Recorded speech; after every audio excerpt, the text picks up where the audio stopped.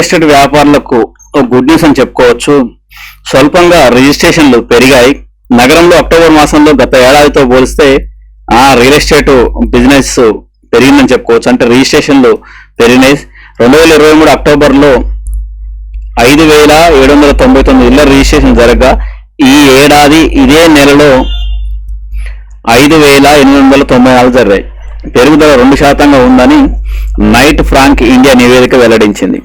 సెప్టెంబర్లో 4,903 యూనిట్లు కాగా అక్టోబర్లో పెరుగుదల 20% ఉందని తెలిపింది. అట్లా దీంతో రియల్ ఎస్టేట్ భూమి మరోసారి వచ్చిందని చెప్పుకోవచ్చు.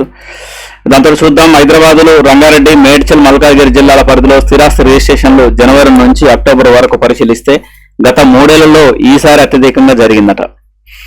విలువల వృద్ధి, రిజిస్ట్రేషన్ల వృద్ధి స్వల్పంగానే ఉన్నా స్థిరాస్తుల విలువ పరంగా 14% పెరిగింది. స్థిరాస్తి వాల్యూ కూడా 14% పెరిగింది.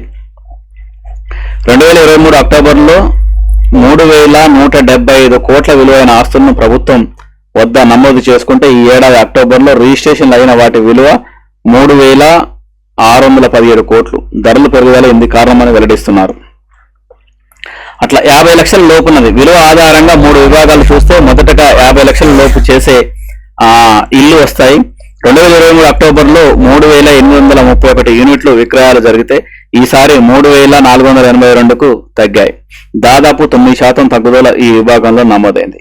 50 లక్షల నుంచి కోటి లోపు నివాసాలు రిజిస్ట్రేషన్లు 1,370 నుంచి 17% వృద్ధితో 1,601కి పెరిగాయి. కోటి రూపాయలు అంతకంటే ఎక్కువ విలువైంది ఈ విధంగా 598 నుంచి 811 పెరిగాయి. వృద్ధి శాతం 36% కనిపించింది అన్నట్టు. అట్లా ఈ విధంగా మొత్తానికి దీని అర్థం ఏంటంటే, సింపుల్గా చెప్పాలంటే హైదరాబాద్లో రియల్ ఎస్టేట్ భూమి పెరిగింది, రిజిస్ట్రేషన్లు పెరిగాయని చెప్పడానికి ఆదర్శనంగా చెప్పుకోవచ్చు అన్నట్టు. ఇది ఎగ్జాంపుల్గా చెప్పుకోవచ్చు. అట్లా రంగారెడ్డి జిల్లా పరిధిలో అత్యధికంగా జరిగింది. సిటీలో రిజిస్ట్రేషన్ల వారి డేటాను పరిశీలన విశ్లేషిస్తే రంగారెడ్డి జిల్లాలో అత్యధికంగా 43% జరిగింది. 43%. తర్వాత 41%తో మేడ్చల్, మల్కాజ్గిరి జిల్లా. 3వ స్థానంలో 16%తో హైదరాబాద్ జిల్లాలో ఈ విధంగా రిజిస్ట్రేషన్లో ప్రక్రియ పెరిగినాయని చెప్పుకోవచ్చు. ఇట్లా జిల్లాల వారికి కూడా, నెలల వారికి కూడా ఎంత పెరిగిందో దీన్ని బట్టి లెక్క చూసుకోవచ్చు. కొత్త ప్రాజెక్టుల్లో 3 ఆశావాహక దృక్పథంతో పలు సంస్థలు ఈ అక్టోబర్లో కొత్త ప్రాజెక్టులను ప్రారంభించాయి. వీటిలో 90% 3 పడక గడువుల ప్లాట్లనే డిజైన్ చేశాయి. అట్లా ఇందులో విషయం ఏంటంటే 3 పడకల గదులే ఎక్కువగా అమ్ముడుపోతున్నాయి అనేది ఈ సర్వేలో తేలిందన్నట్టు.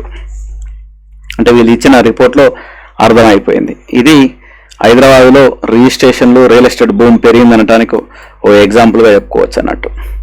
రియల్ ఎస్టేట్ బిజినెస్ చేసే వాళ్ళకి కావచ్చు, అందరికీ కూడా ఇది ఒక మంచి శుభసూచకం, మంచి అంశం అని చెప్పుకోవచ్చు. అట్లా థ్యాంక్ యూ అనండి.